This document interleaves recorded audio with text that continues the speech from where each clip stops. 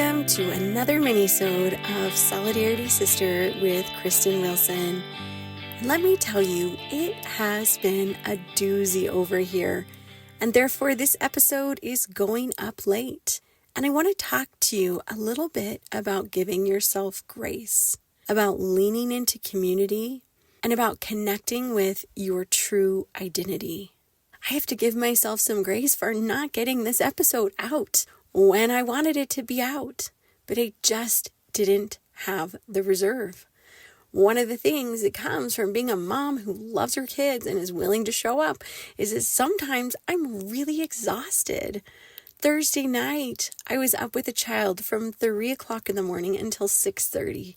And then I maybe would have had like another hour of sleep, except I couldn't get back to sleep. And so I didn't.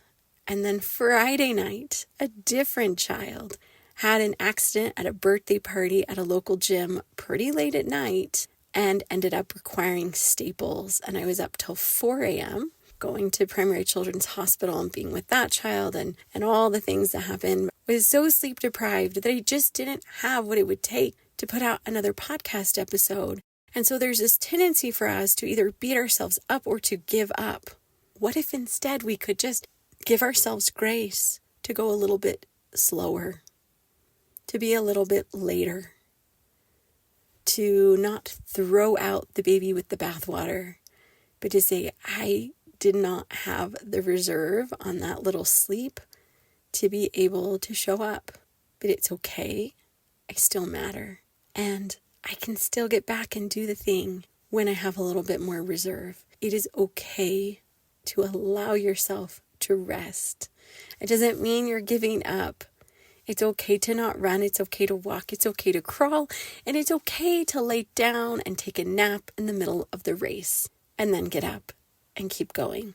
I also want to highlight here the value of community. I was so blessed to be able to join this class that I was invited to be part of.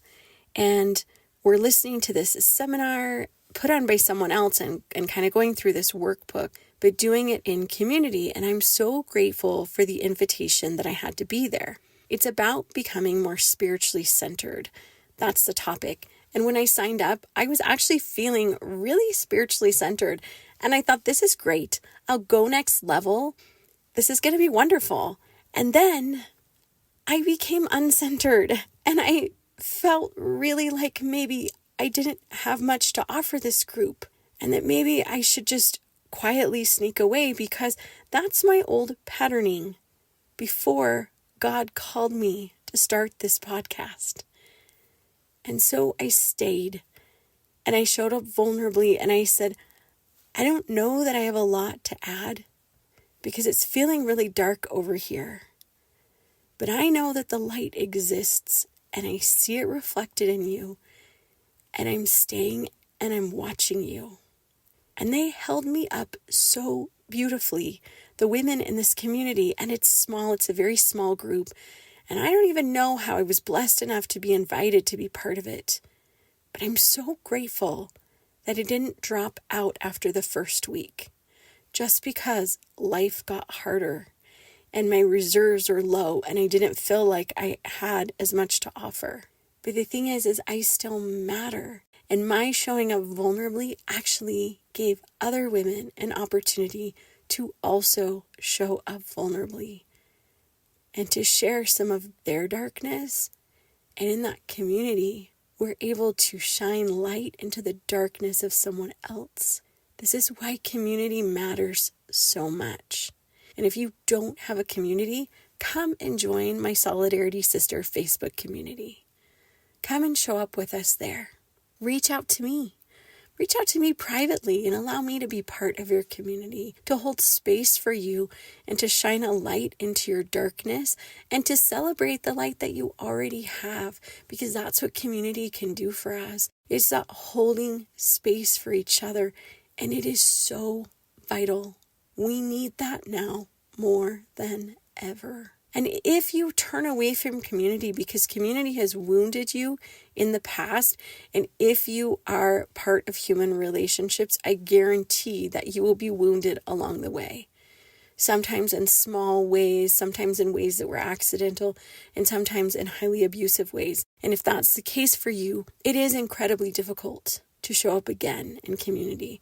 But the thing is that's where the healing can also take place, is in safer relationships. So maybe be guarded. That's okay. Guard yourself about where you lean into community, but don't give up on it, because we need you and the light that you have and that divine goodness that's inherent in who you are.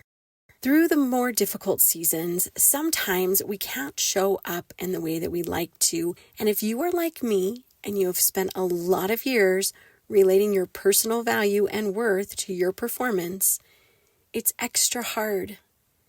But this season has been a reminder for me that my value does not come from what I can do, from what I can say, from what I can be for other people in their lives. I have intrinsic value as a daughter of God, and that value doesn't change. I think about it as a perspective from being a mom. My love for my children does not change.